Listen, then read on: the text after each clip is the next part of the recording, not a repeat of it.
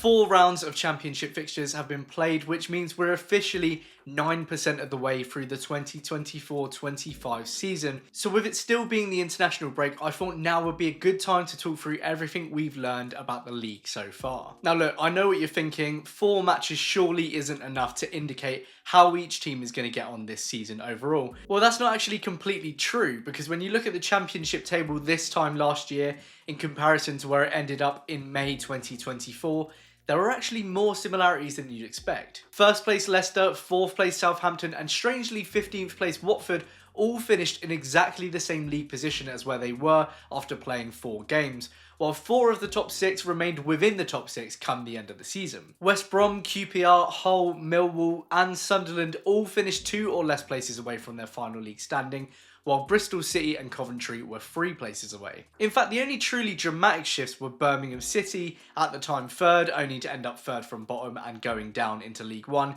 and Borough, who climbed from 22nd to 8th. So actually, despite it being a very small sample size of football so far, the odd championship screwball aside, this can actually be a pretty good indicator of things to come. That's why in this video, I'm going to review the table so far and talk about everything we've learned from this small sample of games. We'll start with the top 6. West Brom and Leeds United aren't huge surprises given their playoff finishes last season, and top spenders Burnley too, having just come down from the Premier League, but we'll come back to them in a minute. The standouts so far, of course, are Sunderland, who have posted 4 consecutive league wins under new gaffer Reggie Labrie, scoring 10 goals and conceding just 1 in the process. Some may argue the Black Cats have started the season with a fairly generous run. Cardiff and Portsmouth are both winless after 4 games, while Wednesday have crashed down to earth after that 4-0 win against Argyle. But you can only play the teams in front of you, and they dealt league favourites Burnley their first loss. So far, no one has really proved them a problem. In fact, it's their best league start for 99 years, and after a pretty disastrous season last year post-Mowbray, Labrie has clearly injected some confidence back into this side, and the loss of top scorer Jack Clarke has so far left them unfazed, which is even more impressive. Debris arrived to little fanfare after a lengthy recruitment process post-Midtable, having just departed from relegated Lorient by mutual consent, but his youth development profile looks like it's already flourishing, with the league's joint youngest starting 11 currently sitting pretty at the top. Plymouth Argyle looks like another favourable returning fixture after the break, but if they're still sitting in first after meetings with Borough, Watford, Derby and Leeds, people might just start to take them a bit more seriously. Tom Cleverley is another fresh manager enjoying a promising start to the season, having taken the Watford job back in March. The Hornets matched Sunderland blow for blow with 3 consecutive wins over Millwall, Stoke and Derby,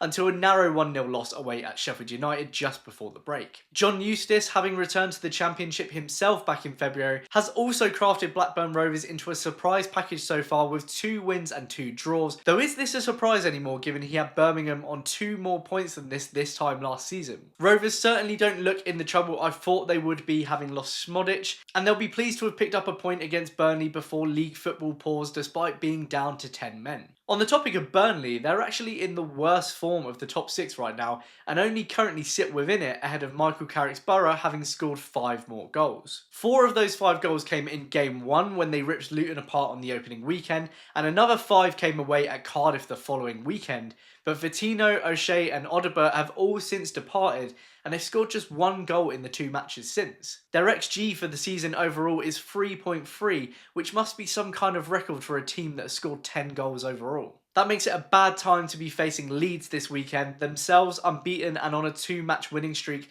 as they come to terms with the loss of their own star players this summer. Down the bottom, Luton Town in 23rd are undoubtedly the biggest surprise with 3 losses and a draw. In fact, they're yet to win this season at all, having lost to QPR on penalties in the Carabao Cup just 3 days before losing to the R's again at Kenilworth Road in the Championship. A lack of goals scored seems to be the real problem so far, because despite boasting a strike partnership that scored 30 goals between them last time they were in the 2nd tier, Luton have managed just 2 league goals so far. I'd imagine we may see an early change of system from Rob Edwards when they travel to Millwall this Saturday. Their neighbours down the bottom are less surprising. Cardiff are also on 3 losses and a draw, suggesting Errol Bullett's 2nd season syndrome is actually a real thing, while Wayne Rooney isn't proving any of his naysayers wrong so far, with Plymouth currently boasting the lowest XG in the league, and as such the joint 2nd lowest goals scored. That might make him a pretty solid bet to be the 2nd sacking in the season, behind Preston's Ryan Lowe in 23rd, who didn't even make it to the end of the first game week, though their new manager bounce under Paul Heckingbottom, which gained them a 1-0 win away at Luton, wore off quickly with a 3-1 loss and red card for Liam Lindsay away at Oxford the following weekend. The bottom three can take some solace in the fact that there are 2 other teams without a win so far though. Hull City have ground out 3 narrow draws so far against Bristol City, Argyle and Millwall before losing 2-0 away at Leeds after a considerable squad overhaul under new manager Tim Walter this summer. The other side without a win, Portsmouth, will be pleased with the same record, 3 draws from Leeds United, Luton and Borough, and a not so shameful 3-1 loss to league leaders Sunderland. With that said though, the schedule isn't letting up on them anytime soon, with West Brom, Burnley and Sheffield United in their next 3 setting up the possibility of going into October without a win on the board. Fellow promoted sides Oxford United and Derby County are enjoying themselves a bit more, sitting in 9th and 10th, both with 2 wins and 2 losses. Neither side has had problems scoring at this level, with Mark Harris joint top league scorer with 4, and with reasonable runs for both teams until the next international break, they'll be looking to put more breathing room between them and the current bottom 3. The rest of the table is, as it can often be at this time of the year, a bit of a cluster right now. 8 teams currently sit on 1 win each, but in very different contexts. Sheffield Wednesday, for example, after that dominant 4-0 over Argyle in Game 1, will surely be panicking a little bit at the prospect of another relegation battle after 3 consecutive losses to Sunderland, Leeds and Millwall, though they do have a chance to steer back on course with QPR visiting on Saturday afternoon. But QPR are a side whose 1 league win so far against Luton Town just before the break sits in that very different context. The R's have only lost once in all competitions so far this season.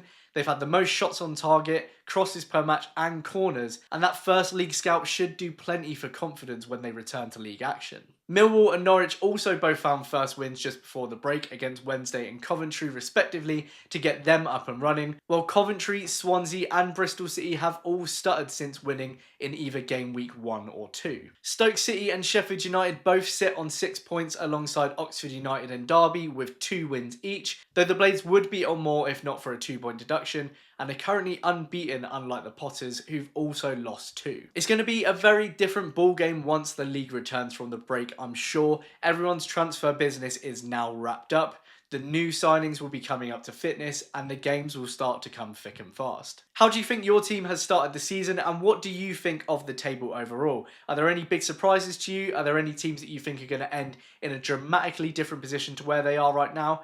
Let me know in the comments below. And if you've enjoyed this video and you want to see more championship content, then do hit like and subscribe. There will be plenty more coming alongside my usual QPR content this season. Thank you so much for watching, and I'll hopefully see you in a future video. Cheers!